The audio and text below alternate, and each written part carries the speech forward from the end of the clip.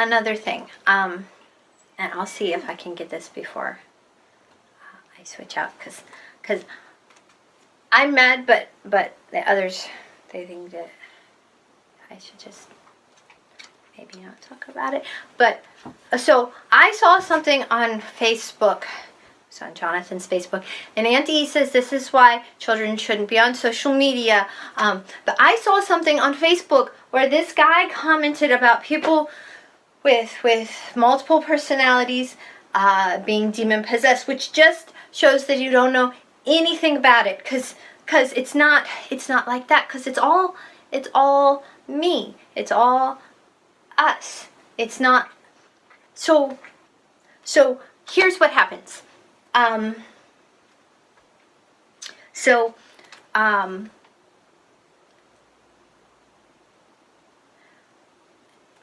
They're a little nervous about me talking about it. And see, yeah, I can hear their voices, but you can hear your own thoughts, except that you recognize that they're part of you, that they are your own thought. And so what happens with things like D.D.N.O.S, and O.S.D.D, different types of dissociation. There's all kinds of names for them. So what happens is, when something really bad happens, there's a part that holds that bad thing, and it makes like a brain wall for the rest of the brain. And so if the rest of the brain keeps going and growing up, then that part that made that wall and it hid back behind that wall, it doesn't grow up with the rest of the brain. So then if later that part comes out and it's still part of you, but because the rest of your brain grew all together, when that part starts thinking its thoughts, it sounds like a different voice. And it's not really a different voice. And it's not demon possession, because I'm a Christian and I believe in God and I love God, and God is the one who started healing us and bringing us back together. And it's because of God that we're actually hearing the different parts of ourselves more clearly, and we're being able to heal and come back together. And it's not a demon, it's us, but it's us that's so like broken off that it doesn't seem like it's your own thoughts. Where when you think a thought, even if your two thoughts are like, maybe I should do this, and another thought says, no, that's silly, we shouldn't do that, you recognize that's both you. But with different dissociation disorders, those parts are very separate. And so it feels like it's a different personality, it's a different person. It's the part of you that wants to do that, and the part of you that doesn't want to do that. And instead of being all one squished together, they're more separate. And so you experience them as separate. And when they argue, where you're like, I should do that, no, that's a bad idea, and you're kind of like arguing in yourself, but you know it's still yourself. When they argue, it feels like there's two different people going, we should do that, that's a bad idea, that's a good idea, we should do that, and then they're not happy with each other. And so that's what it's like, and it's not demon possession. And that made me mad, and I'm still mad about it, and I want to post about it, but that makes everybody nervous. That makes Jay really nervous, because Jay is our protector. He's the part of us. He's not a demon. He's part of us, but he's the part of us who keeps us safe and looks out for us. And so he says, one, not all of our friends know that we were split, because this is a protective thing. Like when a trauma happens to a child, they make a protective thing in their mind to keep them safe. So this is protective. So not everyone knows we're split. And Jay thinks it would be dangerous for everyone to know,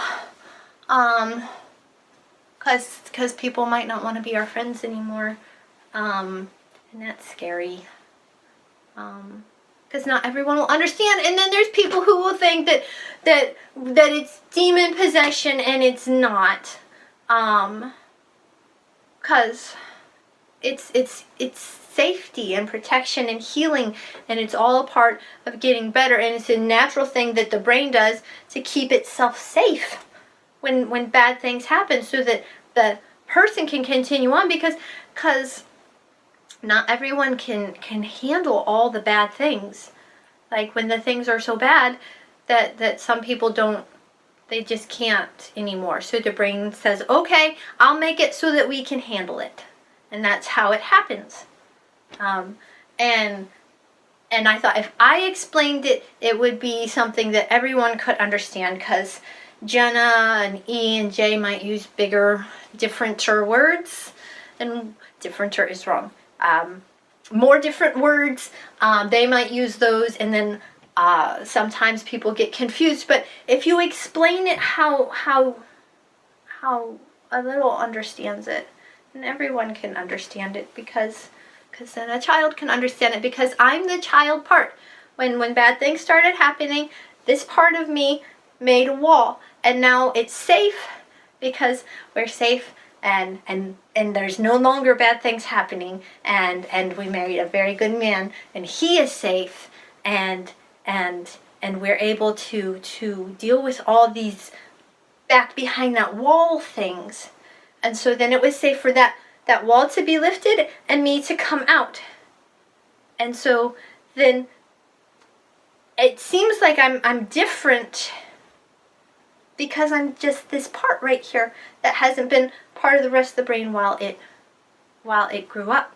But I will be as we all heal and come back together, because not all systems do that. Some systems stay separate because that can be good, because sometimes the bad things are so bad that parts of, like, that there are parts that don't remember them at all, and that can be nice and not scary to have a part of you that has no memory of the super bad things. And so some systems choose to stay separate because they work well, but our system is going to integrate. We're all going to come together, and we're all going to be a whole, and then everyone will share all the bad things and all the good things, and that's what healing will look like. And then I won't be separate. All my thoughts and feelings and how I think and all that, and all my memories will be part of everybody. So that's what it's like, and that's how it is. Yeah.